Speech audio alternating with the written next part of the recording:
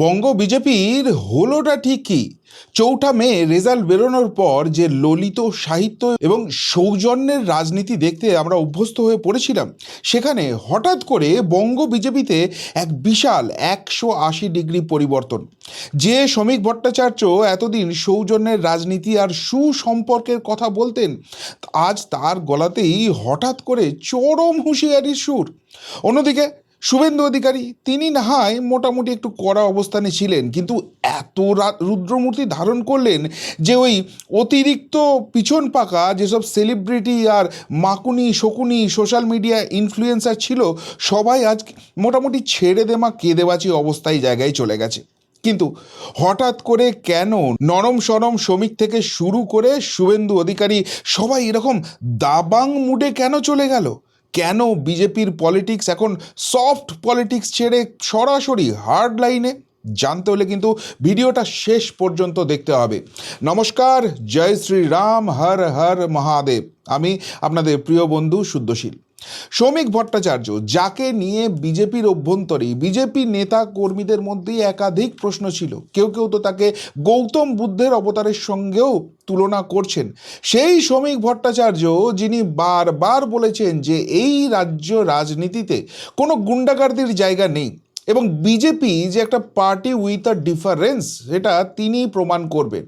আর তাই এই মতবাদের পরে রাজ্য বিজেপির সব থেকে সফল সভাপতি হওয়ার পরেও এই রাজ্যের বিজেপি কর্মী সমর্থকদের অসম্ভব রকম একটা রাগ ছিল শ্রমিকবাবুর উপর। যদিও আমি ব্যক্তিগতভাবে মনে করি শ্রমিকবাবুকে যেভাবে ভিলেন বানানো হচ্ছে সেটা একদমই সঠিক নয়। যাই হোক, সেই শ্রমিক ভট্টাচার্য কালকে ওই বাংলায় যে আমরা দেখলাম সিজেপির অনুকরণে বামপন্থী কামপন্থী সবাই একসঙ্গে ময়দানে নেমে আজাদি মাঙ্গে টুকরে টুকরে গ্যাংয়ের স্লোগান তুলছিল, সেই জায়গার পরিপ্রেক্ষিতে স্পষ্টভাবে জানিয়ে দিলেন যে পুলিশের এসব ক্ষেত্রে মেরে হাড়গোড় ভেঙে দেওয়া উচিত।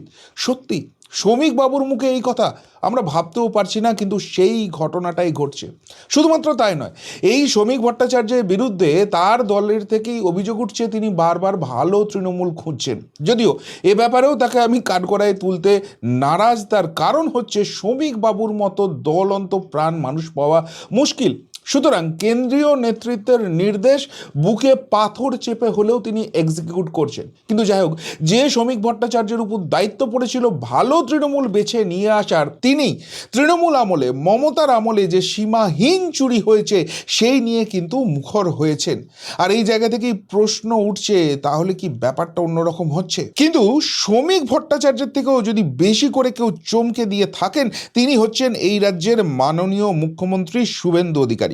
এতদিন ঋতব্রত বা ফিরহাদের নিয়ে তার নরম সরম মনোভাব যে ছিল, সেটা নিয়ে কিন্তু একাধিক প্রশ্ন উঠছিল, কিন্তু এখন মোটামুটি চামড়া গরম করার মুডে চলে গেছেন তিনি। আপনারা জানেন যে গতকাল যে ওই সিজেপির মিছিল হয়েছিল বা ছাত্র আন্দোলনের শোকল মিছিল হয়েছিল, সেখানে কিভাবে পুলিশকে উত্তক্ত করে পুরো পরিস্থিতিটাকে জটিল করে দেওয়ার চেষ্টা করা হয়েছিল। কিন্তু শুভেন্দুবাবুর কড়া নির্দেশ ছিল যে এটা ছাত্র আন্দোলন, এটাকে কিছুতেই কড়াভাবে ট্যাকেল করা হবে না। কিন্তু যদি আইন শৃঙ্খলা পরিস্থিতির অবনতি হয়, তখন তো আর শুভেন্দু অধিকারী চুপ করে বসে থাকতে পারেন না। কিন্তু তিনি যে স্টেপগুলো নিচ্ছেন সেগুলো তো মারাত্মক। তিনি এখানে ইতিমধ্যেই সাংবাদিকদের উপর হামলার জন্য 7টি এফআইআর করিয়ে দিয়েছেন। সেখানে আমরা দেখলাম 70 জন আইডেন্টিফাইড হয়ে গেছে, 14 জনকে সেখানে অ্যারেস্ট অবধি করে ফেলা হয়েছে এবং সব থেকে গুরুত্বপূর্ণ যে গুন্ডা দমন বিল তিনি নিয়ে এসেছিলেন, সেটা কিন্তু এখানেই সর্বপ্রথম ইমপ্লিমেন্ট হতে যাচ্ছে। অর্থাৎ এই ব্যাপারে যে খুব একটা ছাড়াছাড়ি তিনি দিচ্ছেন এমন কিন্তু নয়, বরং ওই যে বললাম চামড়া গরম করার মুডে তিনি চলে এসেছেন। এর পাশাপাশি দেখুন, আমরা কালকে একাধিক মাকুনিকে দেখলাম, যারা কেউ সেলিব্রিটি, কেউ আবার সোশ্যাল মিডিয়া ইনফ্লুয়েন্সার। কালকে কত ম্যাচো সাজার তাদের ইচ্ছা ছিল। কেউ নরেন্দ্র মোদীর ছবি জ্বালিয়ে সেখান থেকে সিগারেট জ্বালাচ্ছেন, কেউ নরেন্দ্র মোদীর ছবির উপরে পা দিয়ে দাঁড়িয়ে আছেন। আর এই সেলিব্রিটি, ইনি তো সব কিছুর ঊর্ধ্বে চলে গেছেন। তিনি নরেন্দ্র মোদীর এরকম নোংরা অসভ্য কুরুচিকর একটা পোস্টার হাতে ধরে দাঁড়িয়ে আছেন। যদিও এটাই মাকুনিদের কালচার আর এরা বড় বড় বাতেলা মারে, কিন্তু মুশকিল হচ্ছে আজকে সকাল থেকে এই মাকুনি শকুনিদের মুখে শুধুমাত্র আমতা আমতা আমতা আমতা ব্যাপার শুনতে পাচ্ছি। ইনি সেলিব্রিটি সাহেবা, তিনি তো বলছেন যে তিনি নাকি চোখে চশমাই পরে যাননি, সানগ্লাস পরেছিলেন, সেই জন্য নাকি এরকম অসভ্য কদর্য জিনিস তিনি দেখতে পাননি, পেলে তিনি কোনোদিনই করতেন না। আবার এই মাখুনির কথা দেখুন, তিনি হঠাৎ করে আর কোনো রাজনৈতিক দলের সঙ্গে যুক্ত নন, সোশ্যাল মিডিয়ায় এসে কান্নাকাটি করে ক্ষমা চাইছেন। তিনি প্রতিবাদ করেছিলেন, তবে সেটা ছাত্রী হিসেবে, তিনি নাকি কাউকে অপমান করতে চাননি। আর এই সিগারেট মুখো হনু, তার বাবা তো মোটামুটি হাত জোর করে কান্নাকাটি করে ফেলেছেন, এরকম কোনোদিন করতো না, কেন যে করলো। অর্থাৎ শুভেন্দু অধিকারী যে অ্যাকশন মুডে আছেন এবং কাউকে রেয়াত করা হবে না, কোনো বাঁদরামিকে এখানে বাড়তে দেওয়া হবে না, আইনের সীমানায় থেকে প্রতিবাদ করো, এটা তোমার সংবিধান স্বীকৃত অধিকার, নো প্রবলেম। কিন্তু প্রতিবাদের নামে স্বেচ্ছাচারিতা হবে না, শুভেন্দু অধিকারীর জামানায় এটা কিন্তু হবে না। কিন্তু এর থেকেও গুরুত্বপূর্ণ ইঙ্গিত যেটা শুভেন্দুবাবু দিয়েছেন, সেটা তো এর থেকেও মারাত্মক। পরিষ্কারভাবে তিনি জানাচ্ছেন যে তিনি ক্ষমতায় আসার পর ওই আজানের লাউডস্পিকারের সাউন্ডটা কমে গেছে, গোমাতার হত্যা বন্ধ হয়ে গেছে, এমনকি যে খারিজি মাদ্রাসা, যেটা নিয়ে স্বয়ং বুদ্ধদেব ভট্টাচার্য বলেছিলেন যে এখান থেকে জঙ্গি টঙ্গি নাকি তৈরি হয়, সেগুলো নিয়েও কড়া অবস্থান নিচ্ছেন। ওই মমতার আর দুধেল গায়ে এপিসোড এখানে আর হবে না, সেটা তিনি স্পষ্ট বুঝিয়ে দিচ্ছেন। আর সেই রাগ থেকেই শুক্রবার দিনটাকেই বেছে নেওয়া হয়েছিল, এবং এই শুক্রবারীরা দেখাতে চেয়েছিল তাদের কত বিত্তাপ, তাদের কত দাপট, এবং সেই দাপটের চোটে এবার বিজেপিকে ঘরে ঢুকে যেতে হবে। অর্থাৎ বিজেপি এতদিন যে সৌজন্য দেখাচ্ছিল, এতদিন যে ভদ্রতা দেখাচ্ছিল, এরা দুর্বলতা ভেবে নিয়েছিল, আর সেই জন্য সীমাহীন বাঁদরামির জায়গায় চলে যাচ্ছিল। গোটা রাজ্যটাকে জ্বালানোর জন্য এরা কিন্তু ময়দানে নেমে পড়েছিল। আর সেই জন্যই কি এই পরিবর্তন হয়ে গেল শ্রমিক ভট্টাচার্য আর শুভেন্দু অধিকারীর মধ্যে। দেখুন, অনেকেই এবার ভাবতে পারেন যে এটা বোধহয় এনাদের একটা সাময়িক রাগ, সেই জায়গা থেকেই এরকম কড়া স্টেপ নিচ্ছেন। কিন্তু যেটুকুনি খুঁটিয়ে খবর নিয়ে জানলাম তা কিন্তু একদমই নয়। এর পিছনে রয়েছে একটা গভীর রাজনৈতিক অঙ্ক। কেন সো কল্ড ম্যাচো ইমেজ দেখানো সেলেবরা এখন চুপ? উত্তরটা শুনলে না আপনিও চমকে যাবেন। আসলে ওই যে বললাম না, বিজেপি সবসময় বলে থাকে পার্টি উইথ আ ডিফারেন্স, এবং সেই জন্যই তারা কিন্তু পশ্চিমবঙ্গের যে রাজনৈতিক কালচারটা আছে সেটাকে বদলানোর জন্য আপ্রাণ চেষ্টা করেছিল। বারবার সৌজন্যের রাজনীতির তারা কিন্তু নিদর্শন রেখেছে, এবং সেই জায়গা থেকে এই যে সৌজন্যতা করা হচ্ছে, এখানে এটাকে দুর্বলতা ভাবা হয়। আর তাই দুর্বল একটা লোক কোনো রকমে ক্ষমতায় চলে এসছে, তাদের ক্ষমতাচ্যুত করতে হবে। আর সেটার জন্য যত বিরোধী পক্ষ ছিল, ওই তৃণমূল বলুন, সিপিএম বলুন, সব এক ছাতার তলায় এখন চলে এসছে, এবং এই যে ককরোচ নামক যে ঢালটি এসছে সেটাকে সামনে রেখে এসে এই বাঁদরামি শুরু করেছে। এখন এদেরকে যদি সবক শেখানো না হয়, আরশোলাদের যেটা অস্ত্র, সেই রেড হিট যদি এদের উপর সঠিকভাবে স্প্রে করা না হয়, তাহলে কিন্তু এই পশ্চিমবঙ্গ আবারও মালদা মুর্শিদাবাদ হবে।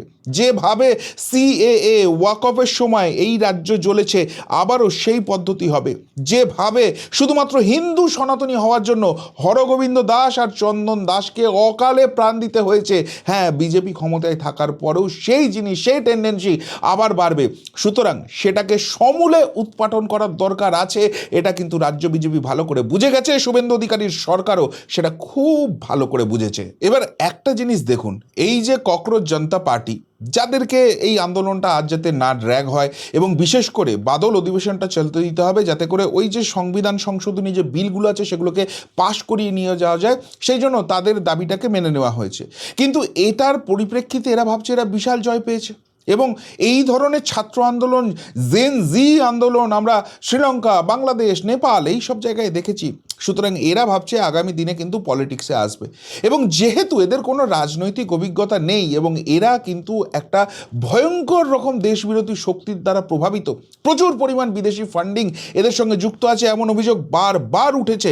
সুতরাং সেই জায়গা থেকে আগামী দিনে এরা কিন্তু অন্যান্য ইস্যুতে আরও মারাত্মক রকম ধ্বংসাত্মক রাজনীতি করবে, এবং সেখানে যদি অ্যাডমিনিস্ট্রেশন কাজে লাগে, পুলিশ কাজে লাগে, তখন কিন্তু এরা নাকি কান্না কাঁদতে শুরু করে দেবে যে দেখো ছাত্রদের উপর কীরকম অন্যায় অত্যাচার হচ্ছে, এবং সাধারণ মানুষের সেন্টিমেন্টটা কেড়ে নেওয়ার চেষ্টা করবে, যেটা ভোট বাক্সকে ইম্প্যাক্ট করবে।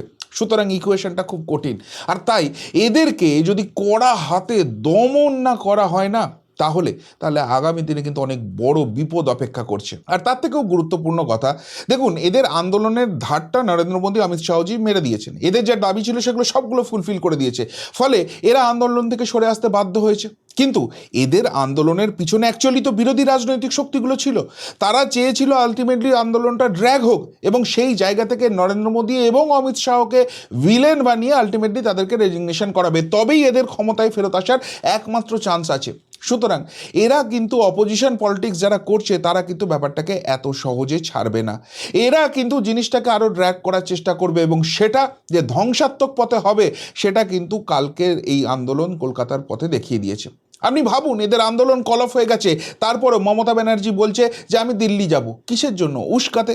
সুতরাং আগামী দিনে যদি বিজেপি এই নরম সরম রাজনীতিটাই কন্টিনিউ করে তাহলে কিন্তু এই বিরোধী পক্ষে যারা বসে আছে তারা কিন্তু কাঁধের উপর উঠে যাবে এবং সেখানে প্রাকৃতিক কাজ তারা সেরে ফেলবে। সুতরাং এদেরকে মৌকা দেওয়ার কোনো জায়গা নেই। বাংলায় একটা প্রবাদ আছে, যেমন কুকুর তেমন মুগুর। সুতরাং সেই মুগুরটাকেই কিন্তু এবার ব্যবহার করতে হবে এবং সেটাই রাজ্য বিজেপি করছে, সেটাই শুভেন্দু অধিকারীর সরকার করছে। এবার সবচেয়ে যে গুরুত্বপূর্ণ বিষয়টা হলো, আপনারা যদি ভাবেন যে এই পরিবর্তনের নির্দেশ বা এই হুঁশ জায়গাটা রাতারাতি হয়ে গেছে এবং রাজ্যের বিজেপি এটা নির্ধারিত করেছে, তাহলে কিন্তু আপনারা ভুল ভাবছেন। কেননা এর পিছনে নাগপুরের কোনো বড় বার্তা আছে কিনা সেটা নিয়েও চর্চা শুরু হয়ে গেছে।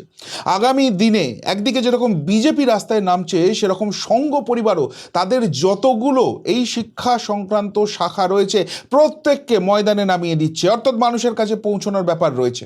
অর্থাৎ মেসেজটা কিন্তু খুব ক্লিয়ার নাগপুর থেকে, যে এটা কঠিন পরিস্থিতি আসছে, গোটা দেশ জুড়ে ডামাডোল তৈরি করার চেষ্টা করছে, ভারত বিরোধী শক্তি কাজ করছে, আর তাই এই কঠিন সময়ে সর্বশক্তি দিয়ে সেন্ট্রাল গভর্নমেন্টের পাশে কিন্তু থাকতে হবে। আর সেখানে রাজ্যে ক্ষমতায় থাকা অবস্থায় সেই স্টান্সটাই কিন্তু এবার রাজ্য বিজেপিও নিতে শুরু করেছে। আর তাই পরিষ্কার বোঝা যাচ্ছে বিজেপি এখন আর ধীরে চলো নীতিতে বিশ্বাসী নয়। বিপক্ষ যখন ধ্বংসাত্মক রাজনীতির ছক কষছে তখন পাল্টা করা অবস্থা না নিলে ময়দান হাতছাড়া হতে পারে। বিশেষ করে আপনাদের মাথায় রাখতে হবে, আর 6 মাসের মধ্যেই কিন্তু রাজ্যে পুরো ভোট আসতে চলেছে। পঞ্চায়েত ভোটও যে কোনো দিন ঘোষণা হয়ে যেতে পারে। সুতরাং সেই জায়গা থেকে বিরোধীদের যদি নিজেদের অবস্থানটা বোঝানো না যায়, ভোট ব্যাংকেও কিন্তু সেখানে প্রভাব পড়তে বাধ্য। আর এটা শ্রমিক ভট্টাচার্য থেকে শুভেন্দু অধিকারী দুজনেই বুঝে গেছেন। এখন দেখার এই কড়া দাওয়াই আগামী নির্বাচনে কতটা প্রভাব ফেলে। আপনাদের কি মনে হয়? কমেন্টে কিন্তু অবশ্যই জানাবেন। তবে এই তো গেল পশ্চিমবঙ্গের রাজনীতির কথা। বন্ধুরা, পশ্চিমবঙ্গের রাজনীতির পাশাপাশি আমরা কিন্তু জাতীয় স্তরের রাজনীতি এবং মোদি শাহের বড় বড় সিদ্ধান্তের চুলচেরা বিশ্লেষণ আমাদের দুটো হিন্দি চ্যানেল প্রিয় বন্ধু হিন্দি এবং প্রিয় বন্ধু ভারত সেখানে প্রতিদিন করে যাচ্ছি। যেভাবে প্রিয় বন্ধু মিডিয়াকে আপনাদের উজাড় করা ভালোবাসা দিয়ে এতখানি পথ আসতে সাহায্য করেছেন, অবশ্যই করে আমাদের ওই 2 হিন্দি চ্যানেলকেও আপনাদের আশীর্বাদ দেবেন। দুটো চ্যানেলের লিঙ্কই আমাদের ডেসক্রিপশন বক্সে দেওয়া আছে। আজকের মতো এখানেই শেষ করলাম। সাথে থাকবেন, ভালো থাকবেন, পাশে থাকবেন। নমস্কার।